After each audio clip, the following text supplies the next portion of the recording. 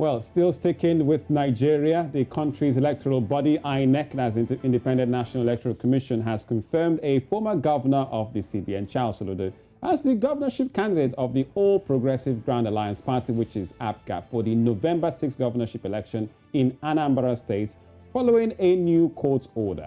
Now, recall that we had brought a report back in July that Soludo, alongside his running mate Onyekachi Ibezim, were removed from the commission's list of cleared candidates in recognition of an order by the High Court of Jigawa State questioning the emergence of the duo and the legality of the party's leadership that produced them.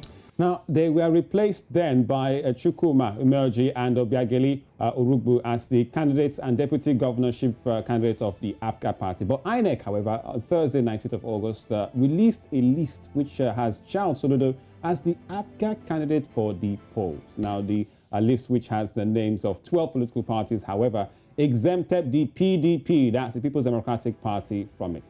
Now, to explain the development as we approach the polls in Anambra State, we have INEC National Commissioner Festus Okoye, who will be joining us shortly on the program live from Abuja. Now, this also has brought a lot of controversies and talks in Anambra State. In fact, allegedly, Soludo has come out to demand an apology from INEC for what is going on. I mean, and it also questions the legality and the union of the political party APGA itself. Remember their factions? Now, one of the factions in the past that come out to advise and to urge INEC to go on with the procedure and to recognize the faction as the right party, the right people to represent the party in total. So there's been a lot of chaos, I mean, looking at the APGA party. And how many months do we have to the elections? November 6th, just about 2 months or less to the elections there. So does this really put APGA on the front burner for the elections? But what about the exemption of the PDP? We talked about it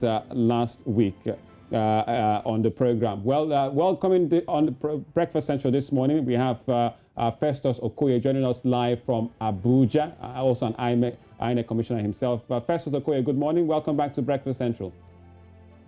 Yeah, good morning. I'm joining you from Kano, not from Abuja. From Kano. Apologies. All right. Yes. The more the merrier.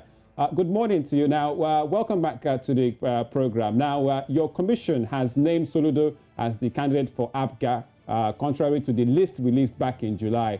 What prompted this move, and why is the PDP candidate, that's Valentino Zigbo, missing on that list? Well, you know that the Independent National Electoral Commission is the only body that has been vested with the constitutional and legal power and right to organize, undertake, and supervise elections.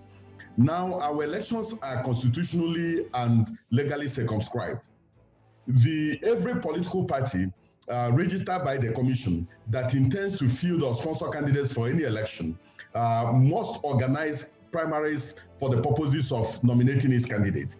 And these primaries must all be organized within the confines and ambit of Section 87 of the Electoral Act 2010 as amended.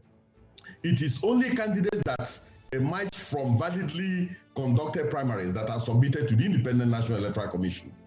Now, by our regulations and by our guidelines, political parties are to upload the lists and personal particulars of their nominated candidates to an INEC nomination portal. Now, thereafter, the commission will publish these personal particulars in the constituency where the candidates intend to contest the election. And that's exactly what we do, and that is exactly what we did. But you know, just before the publication of the personal particulars, especially in relation to APGA, we received multiple court orders, multiple judgments from courts of coordinate jurisdiction from almost all parts of Nigeria. So it became challenging, picking and choosing which of these court orders to obey. And what we did was to obey the latest in time. And the latest in time was the one that mandated us to publish the name of a different candidate other than that of Professor Charles Soludo. Now, thereafter, the matter went to the Court of Appeal, Kano Judicial Division, where a pronouncement was made in relation to the leadership challenge in APGA.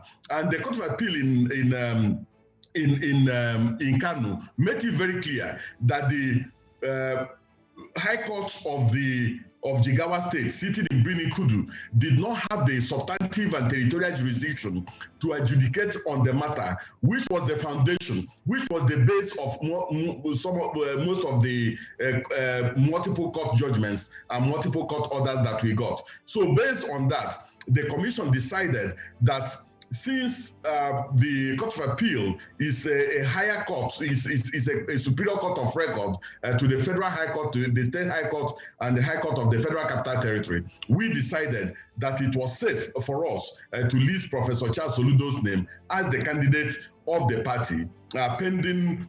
If, for instance, any other political party goes up to the Supreme Court and the Supreme Court makes a contrary pronouncement, then the commission will obey. So that's exactly what we did. We are following the rule of law, we are following due process, and we're also following our processes and procedures in relation to some of these candidates.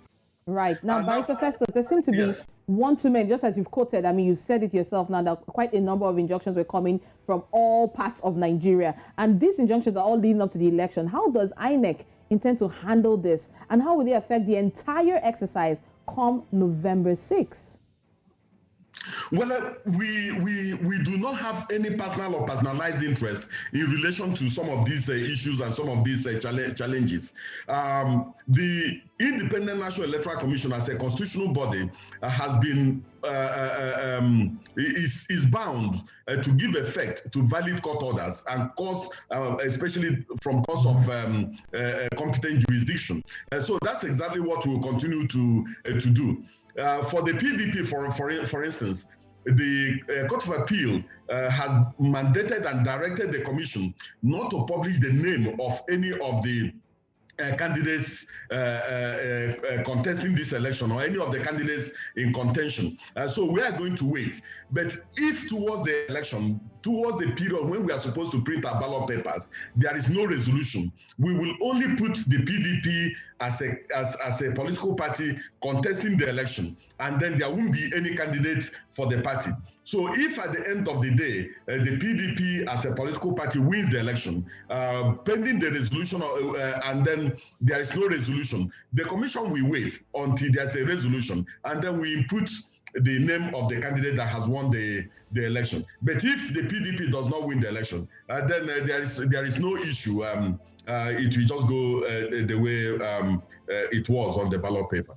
Okay, Barrister Festus. Now, with all these, court injunctions, which are pre-election matters, one may, wonder, does INEC have a deadline itself in terms of dealing with these issues like this before the polls? November 6th is not far off. Yes, the deadline is as enunciated in Section 31 of the Electoral Act 2010 as amended. And that deadline had already elapsed. And that is the deadline for political parties to submit the list and personal particulars of their nominated candidates. Now, based on the fact that this is a constitutional body, the courts have been given exclusive right and jurisdiction to adjudicate on both pre and post-election matters and post-election challenges. All right, thank you so much for coming on the program, INEC Commissioner Barrister Festus Okoye, for giving us a sense of this story coming out of Anambra with the list. Confirming Charles Soludo for APGA and also the exemption of PDP. Thank you very much, Barrister Festus, once again for coming on Breakfast Central.